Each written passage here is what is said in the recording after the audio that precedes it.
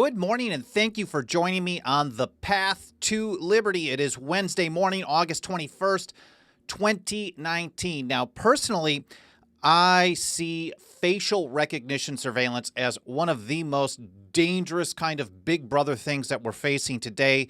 And when you combine it with things like predictive policing or threat assessments, I think it kind of creates this perfect storm for a real-life dystopian nightmare. So I've done a lot of shows on facial recognition, from the TSA using it at airports to how to opt out of it, to the DHS plan to ramp it up basically everywhere, expanded all over the place. I've covered Amazon's recognition system, which is being pushed on a lot of law enforcement agencies and being used all over. And then, of course, efforts in cities and states to either opt out or ban this kind of surveillance. So today I want to do another update. I think this is like the 7th or 8th episode on facial recognition that I've done. I want to do the latest of what's happening in places like Detroit, Sacramento here in California, and then a little bit probably in New York City as well. But first of all, before getting to that, my name is Michael Bolden.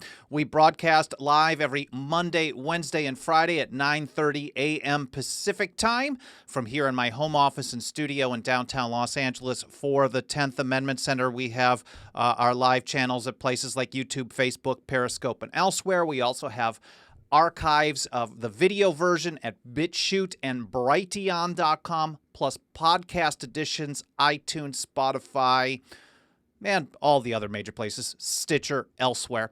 You can find all of our archives, all the places to follow us, links in the show notes to things that I talk about, over at 10thamendmentcenter.com/path to liberty. Again, 10thamendmentcenter.com/path to liberty, all spelled out. I do want to say hello over to everyone in the live chat. I appreciate you guys joining me.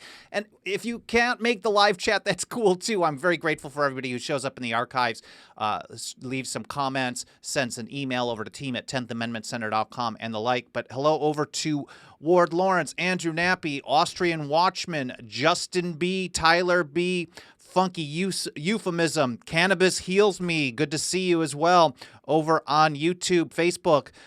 Thomas and others joining over on Facebook. I appreciate you guys spending some time with me today. I'm curious what you think of what's going on as I talk through this, because I basically want to go over what's happening in these locations so you guys get an idea of what happens behind the scenes and the kind of bullcrap arguments, the misleading kind of evidence that they give us as to why we need to have facial recognition surveillance. And if you are like me, you believe that persons, houses, papers, and effects includes your face, and so that if they're scanning it without probable cause and keeping a database of it, they're basically taking a record, an electronic digital record of your face, in violation of the federal constitution for the federal agencies. And then in almost every situation, state agencies, local law enforcement are violating state constitutions, which almost all have something that mirrors the Fourth Amendment in the federal constitution. So this is pretty interesting stuff, at least in my mind. So let's get into this. I've got, again, the links will be in the show notes. I usually publish all of that to our website anywhere from 15 minutes to an hour after doing the live broadcast. So let's go through some of these articles. First of all, over in the Detroit News, this actually was yesterday, it looks like. Rashida Tlaib, I believe is how you pronounce her name, and the Detroit police chief, James Craig, are having some back and forth. They're talking about facial recognition. And she basically tweeted out on Tuesday opposition to this law enforcement tool, according to the Detroit. This is how they put it. She tweeted out her opposition to the controversial law enforcement tool which police have employed for about a year and a half. This is how she put it. You should probably rethink this whole facial recognition she's linking to an article from Bernie Sanders, who's calling for a national ban on facial recognition. I do not want the federal government, who is the worst violator of your right to privacy, your natural right to privacy, who spies on everyone almost constantly. I do not want the federal government in charge of protecting privacy on a state or a local level. The Constitution doesn't authorize it. And I think if you hand this type of power to Washington, D.C. to have oversight or to protect us on a state or local level, it's going to be bad. So Bernie, bad news on this. Surprise, surprise. But opposition to it is very positive. Now, the unfortunate part is because so many people, instead of thinking about a policy and only care about personality or party, they'll see Rashida Tlaib and say, oh, well, she's opposed to this facial recognition bull. Well, it's got to be good then. Or Bernie, he's an idiot on everything else. That is a cult of personality. I know a lot of people are caught in that trap, and it really works well to oppress people. So while I think Rashida and Bernie are probably pretty evil and pretty dumb on a lot of things, economics, for example, I don't think that they're necessarily wrong on opposing facial recognition. I think they're both, if they're pushing a national plan on it, are certainly wrong or misguided, possibly dangerous on a so-called solution. But opposing facial recognition surveillance, mass warrantless surveillance, is a positive thing. So unfortunately, that has kind of created a partisan hackery pro or con on this. But the police chief is going after her as well. He says nobody ever talks about the victims in these cases. And this is the standard government line, that everything that they do is to protect you. And if you take my approach on this or something similar, you know that when government says we're going to protect you, they're either ripping you off of your money or your liberty, because government does a really, really bad job at protecting anybody. And so this is what the police chief says. No one ever talks about the victims. I would offer a word of caution to the Congresswoman about using that kind of language and referring to technology that gives these grieving family members closure. So, of course, man, I don't even know where to go with that. It is always, quote, for the children. The Patriot Act was for the children. The war on terror is to protect us from just terrorists. They weren't ever going to use this on the general population. It can never be expanded, of course. And that's kind of the debate that's happening in Detroit. But it's not just out of nowhere. What's been going on in Detroit is something that I think is probably very likely happening all over the place. It's just that it actually has had some media attention. It started out locally, and now it's actually starting to grow to a national attention, some national coverage on what's happening. And let's get a little background on this here as well. Mike Meharry, we published an article from him last week on what's going on. It's titled, Detroit Mayor Misleads Public About Facial Recognition as Debate Over Spy Program Rages. He starts it out with this: revelations that the Detroit Police Department has implemented a facial recognition system with no public input or approval has sparked controversy in the Motor City. The mayor and other city officials have tried to cover up the extent of the program. This image here is an actual image from Detroit. I'm not sure if it's using a facial recognition camera, but they have this thing called Project Greenlight in Detroit, where they very publicly, I think it was back in 2016, said that they were going to be connecting both public and privately owned, or government-owned and privately owned, cameras to have kind of a backup to protect people on crime. Now, out of nowhere, the city spent, and this comes from Mike's report again, spent more than $1 million on facial recognition technology the year after, in 2017. But Dugan, who's the mayor there, sent out what the Detroit Free Press called a, quote, a definitive-sounding tweet that seemed to assert that the police department was not and would not be using the technology. He said, let me be clear. There will be no facial recognition software used with live stream video by the Detroit Police Department. That's not what we're doing, and that's not ever what was intended. And the reason for this is because it's against the law for them to actually implement this type of technology without prior approval. They're not allowed to do this. So the fact that it came to light that they spent $1 million on facial recognition technology, a lot of people are like, oh man, what are you doing that for? You aren't authorized to implement it. So he comes out and says, okay, we're not using it on live stream video. And Mike puts it this way, he says, Dugan was clearly trying to muddy the water and hoping to deflect criticism from a wildly controversial surveillance program. That's an understatement, Mike. Usually he's a little bit more hardcore on those, but this is not just wildly controversial. It's totally illegal.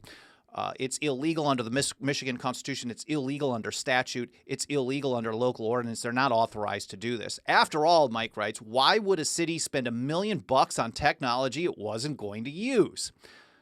So was he lying? Well, I think so. I think he was intentionally trying to mislead. He used very specific words in that tweet to claim that Detroit, or to give the impression, at least to some people who aren't really paying attention, that there's nothing to worry about. Trust the cops, of course. And Mike points out that if you carefully read what he said, you will realize that he never claimed that the police department wasn't using facial recognition at all. He just said it wasn't using it on, quote, live stream video. He says that, again, let me be clear, there will be no facial recognition software used with live stream video. Now, for anyone who knows how these systems work, and I have a pretty decent idea now as I've gone through this kind of process with you guys who've been with, at least for those of you who've been with me all along going through all these shows, for those of you who want to look in the archives, I probably should start just posting links to all of those as well. I'll try to do that for today's archive as well. But you know that none of these law enforcement facial recognition programs actually use live stream video for their matching. Here's how Urban Institute Justice Policy Center senior policy analyst Daniel Lawrence, well, that's a long one, told the Detroit Free Press. This is a difference without any real distinction. Quote, in all my experience with facial recognition, the way the process and programming works is that it takes a still image from the video. I'm not knowledgeable of any facial recognition software that's taking real video. It's taking a still from a video. So no one's actually, what it's doing is video, we know, is a series of images. If you remember as a kid, you may have flipped through cartoons and made your own little video and a little book just by passing through it. That's how what really makes up a video is each frame, for example. So this is 30 frames per second on this particular video. So every second you could pause it and use software and extract 30 different still images. So there is no actual live stream facial recognition matching. It is pulling a match of a still image. And so Mike goes into some more of this background. Detroit has developed an extensive surveillance system known as Project Greenlight, utilizing a network of thousands of government and private cameras throughout the city. They're installed at schools, parks, apartment buildings, immigration centers, gas stations, churches, hotels, fast food restaurants, and even in places such as addiction centers and abortion clinics. It was implemented in 2016 and was generally popular due to the promise that it would help solve crime. Of course, government's going to protect us, and I've done a number of episodes on this recently talking about how when you give them an inch, if you turn a blind eye, you allow them to have one power today for some good reason. And in fact, I'll cover this probably again a little bit more on the anniversary of George Washington's farewell address this next month. And if you give them a little power, even if you trust the people in power today to use it in the way that they tell you, that they're not lying, if you rely on them to tell the truth, which is really a bad choice, and you hope that they're going to be in office forever to make that exact same choice, another bad choice, and you hope that they'll never flip-flop like politicians always do, another bad choice, then you're also hoping that no one else gets in office that wants to expand that power later on. So never, ever trust politicians. They lie, they flip-flop, and new ones come in. Even if you love the one that you have now, every power you give them today is going to be used by someone else that you may not like or trust in the future. And Mike points this out as well. Like virtually every government program, the surveillance network has expanded over time. Now the revelation that the police are using facial recognition with the camera system has sparked controversy and They put it into operation without approval from the elected Board of Police Commissioners that is supposed to provide oversight and accountability for the department. Now, most boards of police commissioners in major cities are really just rubber stamps anyways, but the fact that they even skipped this rubber stamp process, I think tells you a lot about the nature of government and government power. As soon as they can get their grimy hands on something, they'll go with it, and then maybe they'll worry about backlash later on. Now, this has come to light in Detroit because some activists are very much opposed to it. Now, it may not come to light in other cities. It's probably being used all over the place. There are some estimates that I've seen in recent days that say at least 25% of major cities are already using this, and I think that's only going to go up. We're only at the beginning. It's definitely not just them. Now, a lot of people talk about this in relation to racial issues. It is absolutely certain that facial recognition software does a really bad job on people of color. But that should not be your reason to oppose it. And I say this over and over, and for those of you who are tired of hearing it, I think I got to say it again because it's really, really important. If the only reason to oppose facial recognition is because it disproportionately mismatches people who have darker skin color, sooner or later, they're going to figure out how to reduce that error rate to the same as Caucasians, and then everyone is going to be screwed one way or the other. Do not give them the foot in the door to make the claim that your only issue was race. Now, certainly, I think, especially where I grew up in Milwaukee, which was incredibly segregated, you knew where people lived based on their racial background. When I was a kid, it was really, really segregated back then in the 80s and the 70s, late 70s.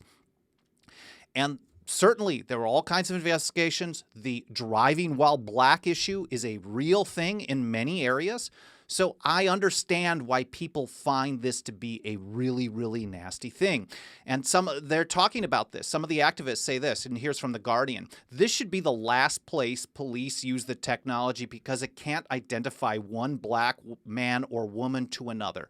Every black man with a beard looks alike to it. Every black man with a hoodie looks alike. This is techno-racism. And certainly, the more that they make the errors and the more they implement it, the more it's going to get better at it. So what's happening is that they're doing this, and they probably don't even care. And they're going to get it all worked out, and they're just going to keep feeding it data. And the more that you can report errors at the expense of somebody who may get arrested, for example, the more likely it's going to be better in the next 1 to 2 or 5 years. I mean, we know Amazon just put out a statement this week, a press release, and it was covered in like Gizmodo and Engadget and things like that they've already expanded their facial recognition surveillance tool, Rekognition with a K, R-E-K. It can actually tell when you're afraid. So they're already teaching it to be able to not just identify who you are, but they're putting in 7 different emotional states: angry, happy, sad, fearful, and I forget the other few. But now they're already pretty certain that their accuracy is incredibly good on being able to detect fear. And I don't think it takes a real creative imagination to see where this is going. So I just wanted to mention this part about the racial problems of facial recognition software, just to remind us all, to remind myself, that should never be our number one opposition. If you want to point it out because it's true, because it is, that's fine. But I think that if you leave it at that, it's something that I notice a lot of activists doing. They're focusing solely on this, that it's not good at what it does. The technology mismatches people. It catches people incorrectly. It points out people wrong. And if that's the only problem, not the fact that they're basically storing your face, scanning your face, searching your person's house's papers and effects, they're searching your person and keeping a database of it without a warrant based on probable cause. That really is the main problem here. Not that it's really bad at identifying some people, or some people get less damage than others. I know we want equality, but I don't want equality and tyranny, that's for sure. So moving over to New York City, just a quick point of a story that's happening in New York. It's basically the same type of thing. They're saying that they're not going to use it as a primary tool for arrests. But there's a pretty prominent case that has come up recently, and this was published yesterday in the Appeal, about someone who they basically lied. They said, we're only going to use this as a secondary system. We've got this facial recognition. We're going to use regular old school policing. And then if we get an additional facial recognition match, then we'll use that, and that'll help us out. And we'll be able to stop terrorists and criminals, and we'll be able to protect you. And here over the Appeal, they say police and prosecutors claimed facial recognition technology wasn't at the center of a shoplifting case. But defense attorneys say it was the sole basis for probable cause to arrest. And I'm not really going to go into this whole debate. I think shoplifting, sometimes you have to be a little bit Walter Block about these things, defending the indefensible, defending the person who's committed a crime, because you still don't want the government to commit crimes as well either. The police commissioner, James O'Neill, said no one can be arrested on the basis of a computer match alone, so facial recognition match. And then O'Neill acknowledged, quote, that there's been some controversy about facial recognition while insisting that we use it as a lead. That's not probable cause. We're not locking anyone up based on a facial recognition hit, period. We are not locking anyone up. So Detroit, they say they're going to use this surveillance camera just to look at things, to have an archive. They say they're not going to add things like facial recognition without prior approval. Then they just go do it.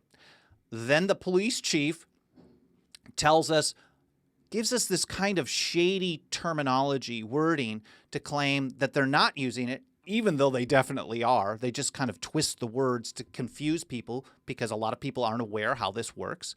Then you have in New York City saying that they're not locking people up or they're not using facial recognition as the sole or primary way to get probable cause for arrest. But of course, there's at least one, and if there's one, there's probably others. No live lineup or photo pack was ever conducted. The single photograph produced by the system and then identified via text message is the sole basis for probable cause to arrest. At least that's what the lawsuit. So there's a defense that's saying you violated the law in arresting this person, and you shouldn't be doing this. The government says, no way, we're not. And instead of actually coming to a real resolution, we don't know. Personally, I have confirmation bias that tells me that NYPD and the police commissioner there are a bunch of lying criminals. So maybe that's kind of the slant of this show here. So you take it for what it's worth. But in this case in New York, they were never actually resolved. On the day that the trial was about to begin, this is over again from the appeal, Bronx prosecutors decided to significantly reduce the charges against him from a felony to a misdemeanor with a sentence of time served. Because if you understand how this process works, this to me is a red flag that they were actually violating the law. They weren't allowed to do this. They are using a process that they're not supposed to be, and they don't want it uncovered. They don't want it to be public knowledge. So this is something that plays out on Stingray surveillance. If you're familiar with these cell site simulator boxes, these are basically mobile units that can go into a police car. They're generally funded by the Department of Justice, the FBI, or they get grants for it, or they're handed out from the federal government to local police. And what they do is they trick a cell phone into connecting to the cell site simulator, the Stingray, which is a brand name from Harris Corporation, before it connects to the cell tower. So there they can download all your communication, your location, and the like, and you don't even notice. It's a seamless transition. And what they are instructed to do, based on a non-disclosure agreement, is to lose cases when you have a smart prosecutor who's figuring out that they're using these without warrant. So what government tends to do is when they want to kind of shove something under the rug, they'll hit somebody with a potential long sentence, and then they'll offer them something reduced to just drop out. Because realistically, someone would rather just not go to jail than fight something on principle and potentially lose. And that's what I think they pointed out here as well. Andre had already spent several months in jail, so he took the deal rather than go to trial and risk significantly more jail time. Still, Frontier said she believed the police were misleading about how important facial recognition was to their case. I don't personally trust what's going on in New York City. I don't trust any of these government agencies at all. And it's not the only place. Here in California, there's a piece of legislation, AB 1215, Assembly Bill 1215, that already passed the Assembly by a large number. It's gone through all the committees in the state Senate, and it's up for a third and final reading in the state Senate. One single vote, there's no more debate, no amendments, nothing, would send the bill to the governor's desk.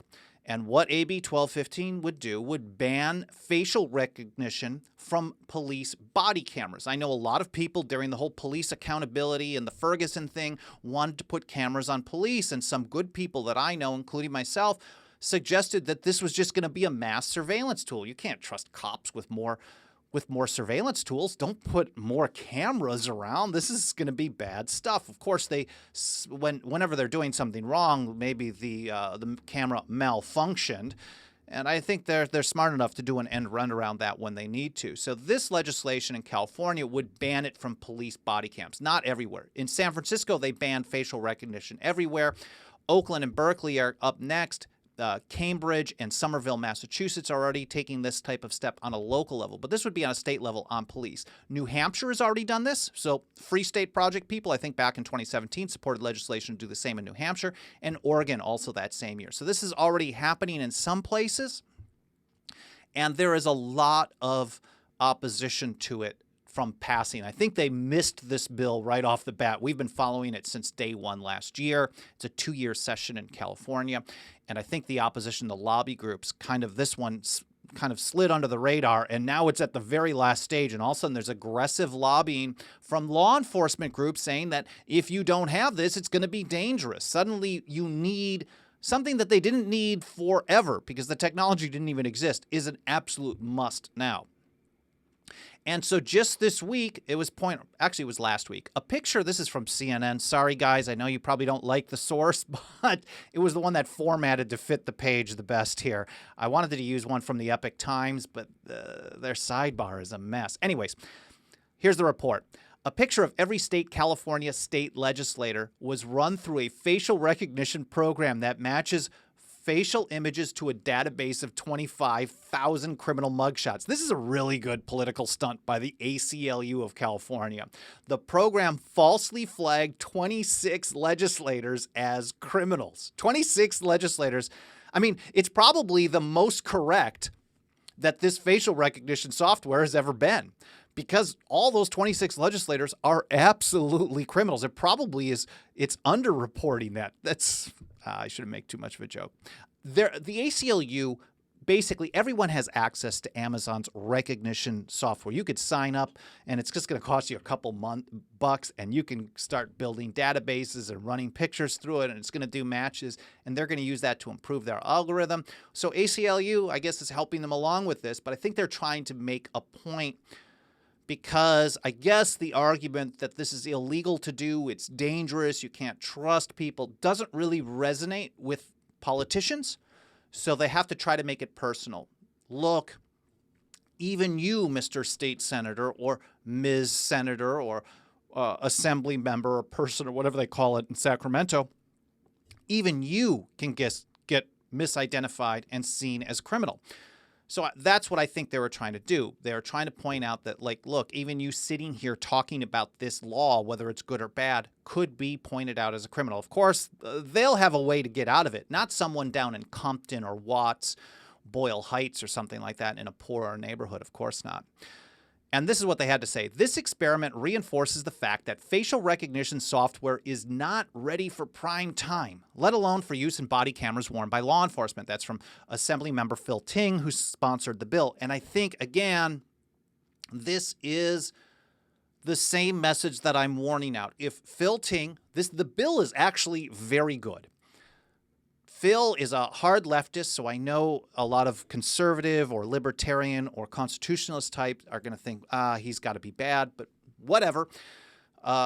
It's actually a really good piece of legislation that would ban this type of warrantless surveillance from police body cams. But he's making an argument based on something that's going to be problematic in the future. Again, it's not ready for prime time. So he's already conceding the fact that he's okay with it once the technology has gotten better.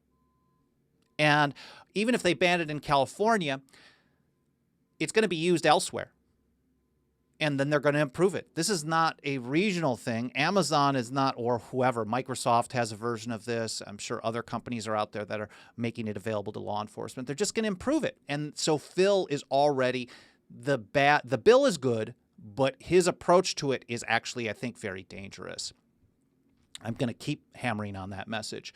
So it misidentified 26 legislators, and ACLU has been basically tweeting the picture of the legislators, or at least ACLU of Northern California has been tweeting this image to all the legislators who have been misidentified.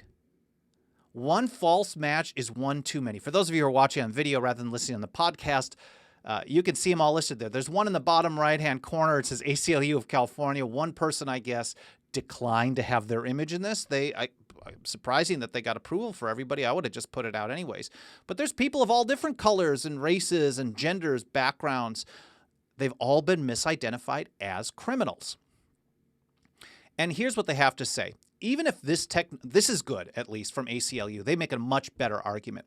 Even if this technology was accurate, which it is not, face recognition enabled body cameras would facilitate massive violations of Californians' civil rights. Much better. Not a perfect argument, but much better, because they're saying even if it's good, even if it does what they say it's going to do, it's still a problem. So what the ACLU is doing, and Amazon actually is going after the ACLU on this. They're complaining about it. They're saying the ACLU is being scammy. Same with EFF, Electronic Frontier Foundation. What Amazon is doing, or what ACLU is doing, is they're taking the software, and you can actually, there's basically a slider in the software. You can change what's called a confidence score. Amazon says that you're going to be the most accurate when you put it at 99%. 99% confidence you're telling the software, don't make a match unless it's 99% sure that it's correct. To me, even 1%. So if 1 out of 100 people are misidentified as a criminal based on bad software, that in itself is a tragedy as well. I don't want anyone to be misidentified by this stuff. And I don't want them to do mass surveillance without a warrant based on probable cause either. So that's also bad. So what ACLU is doing, though, is they're running it at 80% confidence, because when you get the software, it tells you that's the minimum that's needed. A lot of these law enforcement agencies are just going to adjust that. If Amazon really believes that you have to have it at 99%, they should just ship it at 99% or ship it at 100%. But what they're doing is they're allowing law enforcement agencies to lower it to 80%. And we're finding that all these legislators have been correctly named as criminals because of this. So I guess lowering it, at least on a legislative body, is a good thing. Now, the Sheriff's Association is very aggressively lobbying against this. So are some local police agencies. Most of the opposition to banning law enforcement from having facial recognition surveillance in California is law enforcement. There isn't a lot of general public that is opposing this at all. Most of the grassroots groups, whether it's left, right, or center, libertarian, conservative, socialist, whatever it may be, they've all the grassroots that have been putting a statement out on this have generally been in favor. There are probably some outliers that are opposed to it as well, but this is how the Sheriff's Association statement reads, quote, "By banning this technology, California will be announcing to the nation and world that it doesn't want our law enforcement officers to have the necessary tools they need to properly protect the public and attendees of these events." They're talking about Coachella, the Rose Bowl. I mean, I'm not sure of a lot of criminal activity that goes on at Coachella. I mean, that they need to be able to scan everybody. I don't know if the Rose Parade or the Rose Bowl has had much. I mean, it's a police state lockdown already. And I think they're just using this fear-mongering. We've always heard that there's going to be, if there wasn't an additional government power, someone is going to die in the streets. Of course, they tell us this about confiscating everyone's firearms. They tell us this about implementing gun control. They tell us this about surveillance under the NSA, the Patriot Act, foreign policy. It's always some kind of fear-mongering. And weak, spineless people go along with this, saying, yes, of course we want government to have more power. I don't care about my liberty. As Ben Franklin said, those who give up a little liberty to gain some temporary security will get neither and deserve neither. And that's, of course, a paraphrase. They go on and they say, John Marish, this is the mayor. John Marish. Wow. I used to work for a guy named Michael Marish. I wonder if it's the same family. Sorry about that, guys. Anyways, this technology allows law enforcement agencies to compare the images of hundreds of thousands of individuals, which saves time and agency resources. Hundreds of thousands of people are in a database under access by the Beverly Hills Police Department. Beverly Hills is not a massive city at all. What is... Let me see what their population is. I'm just looking at Wiki. Oh, man, they've got all kinds of donate things up here. Population, 5.7 square miles and a population of 34,000 people. But according to the mayor of Beverly Hills, you can only save time and resources by having access to hundreds of thousands of individuals. It's pretty nasty stuff in my view. Over in Detroit, again, this is really, I think Detroit is where it's really catching on, at least some resistance to it, because there is a strong grassroots movement to stop it, but the law enforcement agencies are already implementing it. This is how Mike put it. There was also a concern that the photograph of anyone who gets a Michigan state ID or driver's license is searchable by state and local law enforcement and the FBI, likely without their knowledge. So unfortunately, this is why Beverly Hills has access to hundreds of thousands, probably much more than that. This is probably an understatement because all of these photos are being fed into a national database. They're all being shared through fusion centers, for example. They're all being shared through information sharing environment, ISE, which came out of the Patriot Act time. And they're being shared in the FBI's next-gen biometric database. So everyone's getting access to this stuff, and it's just making it worse and worse and worse. And Mike summed his article up like this. George Orwell's Big Brother would have drooled over the all-encompassing surveillance system quietly under construction in the United States.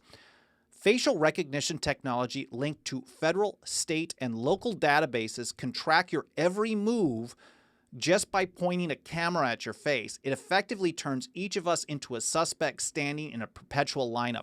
And the speed that it can do it, I have not researched the speed that it can match faces, but I do know for a fact that automated license plate readers, which are set up on freeways like fast track systems, toll systems, whatever it may be, they can do somewhere around 1,000 license plates per minute at a speed of 60, 70, 80 miles an hour. To think that they're not going to be able to just scan an entire crowd. Wow, I'm hitting my microphone. Sorry about that. They're not going to be able to scan a crowd and get everyone at that crowd, at a protest, at a church, at a gun show, any of these things, and know everybody who's there and build a profile on it. Anyone who thinks that they're not trying to do this is stupid, because they've been doing this all along, and this just makes it worse. It makes it easier for them to violate our rights. I think Mike puts it real well by it turns each of us into a suspect standing in a perpetual lineup. And again, with predictive policing, with threat assessment, and then you add all of this together, and you really, really have a crazy system coming our way here. Taking a look over at the live chat. Oh, a lot of interesting stuff. Hi to Dennis, Pamela over on Facebook, Mario, Owen, Don Frya, Dennis Marburger. Appreciate you guys being here. Justin Bayola says it this way: no need to get witnesses when the computer says it's so, of course. And that's the point. It's basically Skynet. They're building a Skynet. Whether it's going to be able to start executing people or not is another story. Of course, tinfoil hat. Bob Brewer. My 94-year-old mom got a red light camera violation at 1 a.m. Sunday morning. She hadn't driven in 5 years. Camera was over 100 miles away? I don't know how that works. That's wild. I guess they could have it on a drone, too. I'm not sure. Ward Lawrence, profiling is going high-tech. And yeah, and I just want to harp on this, because I know a lot of people think profiling is only on people based on race. And they certainly do that, but I think profiling is really for all of us. They want to profile on everybody. They want to know who you are, who you're with, where are you going, what you're buying, what you're doing, what you're saying, what you're thinking at all times. And at some point, even if you trust the people in power today, you love your government people, which I'm going to tell you, you're nuts if you do. But let's say you do. At some point, someone in the future is going to have access to all that stuff, and it's going to be really, really bad. Brock Story, I appreciate your feedback. I love this way to look into it, Mike. I mean, it is not easy really to kind of break this down, so I appreciate it. Bob asks, is Google's facial recognition still available? I used it in 2007 for a reunion. And, are you talking about the Google Glass? I don't think they're making that anymore at all. Brock Story asks, what about twins? We can't violate the rights of one because the other is bad and they could be targeted as a massive criminal. Yes, I chuckle at that, but this is basically what they're doing to everybody. They're saying there might be someone, and again, if you're thinking the next generation of this is pre-crime, especially when you're talking about, for example, the TAPS Act, which is being pushed by Republicans and Democrats in Congress as a way to protect people, to do pre-crime on gun violence, for example, on mass shootings, insane people going out and murdering people. And I think I want to cover that. Maybe I will on Friday, maybe sometime next week, a little bit more detail. But yeah, you're basically profiling everyone as a way to do pre-crime to stop people in the future. Funky euphemism, all legislators are criminals. So yeah, I guess you're probably with me in pointing out that these 26 people, where are they? One false match is one too many. These are the only ones it seems to have gotten correct. So, is the Real ID involved with this? Asks Austrian Watchman. I don't know. Outside of the fact that when you go to the DMV and you get your picture taken, in most places, I know in some places they're probably still not, and I just don't have a list off the top of my head. But as soon as you get that DMV picture, and especially the Real ID compliant ones, that is all being fed into a national database. This is a national ID card that has 50 different states listed on it. It's illegal. It's unconstitutional. I know a lot of people like it because of what they claim it's being used for, but there's no authority in the Constitution for the federal government to mandate identification cards on the states. This is nonsense. So it is certainly involved. Driver's license, the DMV is involved because they're feeding the data to everyone. Certainly we know that's happening in Michigan. It's probably happening here in California. I'm not sure. Austrian Watchman, I'm not sure where you are as well. Bob Brewer says this was a Chromebook app well before a Glass. No, I'm not familiar with it. I'm certain that Google has some really good facial recognition technology as well. Google Goggles is still around. Defending father nullification is one of the few tools we have, but is made difficult as the federal government pumps money and equipment into the states. And when it comes to surveillance tools, the federal government is absolutely handing out tons of gear. So I know the NSA is a big problem, but the NSA is not the only. And I did an episode on Monday again about NSA surveillance and Section 215, the administration pushing for a permanent renewal of that in unconstitutional illegal surveillance authority. But the NSA is far from the only one. And some people tell me, who cares about this local surveillance stuff? But if the government didn't want to do the granular local surveillance, really getting detailed profiles of where people are, where they're going, what they're doing, who they're with, they didn't want this, they wouldn't be funding it. I don't think it's just some kind of corporatist profit thing. I mean, maybe I could be proven wrong in the future, but they certainly are handing out tons of grants, hundreds of thousands of dollars sometimes. So I know the Houston Police Department got like $300,000 for surveillance drones in recent years as well. So whether it's license plate readers, facial recognition technology, Stingray devices, cell site simulators, all of these things are generally being paid for with government grants, and the government grants oftentimes, if not always, comes from Washington, D.C. So Austrian Watchman, right, Santa Clarita, you mentioned this as well. National database, isn't that what Al-Qaeda translates to? I don't know, Frank I said that. Brock Story, way to ruin my day. Sorry about that. The funky euphemism points out some jury nullification. That is definitely an important part because this is a tough thing to use nullification on. Certainly what's happening in San Francisco, Oakland, Berkeley, Cambridge, Somerville, Michigan, there's a piece of legislation, AB 1215. Basically what needs to happen is because you don't want the Bernie Sanders law. You don't want the federal government being in charge of local police. That is so dangerous. And in many ways, it already is. It's way too involved in local policing. It shouldn't be involved at all. And if someone's going to be really awful, if Arizona is going to be really awful on surveillance, that sucks. But the feds aren't going to fix that. The only way to fix that is to encourage people to move to other states that are better or less bad. We don't want a one-size-fits-all solution from the privacy nightmare that is Washington, D.C. So while some people want to do this nationwide ban, the way forward right now, before it gets out of control, and I think it's pretty close to out of control already, but there's still, I think, a little bit of time left to be able to stop this or to at least slow it down. I don't know. But to have 4 cities now very close to fully banning, I think 3 have fully banned, and we're looking at a 4th. Michigan has legislation to fully ban it across the whole state. The body cams have already been banned from having facial recognition in New Hampshire and Oregon, and then hopefully here in California as well. This is the way forward. State or very local. I think it's better off to do local action to get an ordinance passed that bans them from using this type of thing. Of course, you're going to have some places like Detroit that they're going to do it anyways. But out of 100, even if you stop half, if you stop 10 of them out of 100, 10 is better than 100. Stopping 10 is better than stopping 0. So anyways, I'm rambling at this point. I hope you guys find this really interesting. Oh, Brock Story, Michigan under. I think the bill that you want to support, off the top of my head, it's Senate Bill SB 342. So if you look up on the Michigan legislature website, the bill is Senate Bill 342. There's also Senate Bill 341. I'm not sure which one. They're both surveillance or pro-privacy bills. So they're both very good to support. I've researched them.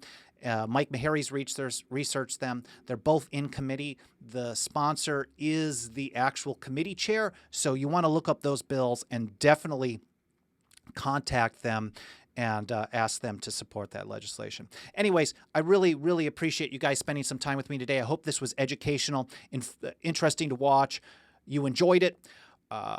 If you like the show, you support what we're doing, make sure to smash the like, leave some comments, even in the archive, subscribe, get bell notifications. If you're on iTunes, I really appreciate the reviews there. That's helping us reach a lot more people in the podcast. The podcast edition was really an afterthought. I didn't even start it for the first few months that we did the show last year. We just passed our year anniversary at the end of July, and I didn't even think of it, but now we're starting to get more and more podcast listeners. So I really appreciate all the reviews because it pushes us up in the search results as you do that. Anyways, thanks again for watching. I'll be back on Friday. A quick note, I will not be doing a live show on Monday morning. I've got my brother and nephews in town this weekend for an annual visit, so I won't have time to prep for a show on Monday, but I'm working pretty hard to try to get this great interview between Mike Meharry and Jose Nino on some gun control things. I'm trying to get that done. It's about an hour-long interview that I will try to have ready by the time that this show would normally happen on Monday morning, so stay tuned for that as well. Again, thanks for watching. The archives are over at 10thamendmentcenter.com/path to liberty, and I'll see you on Friday. Have a great day.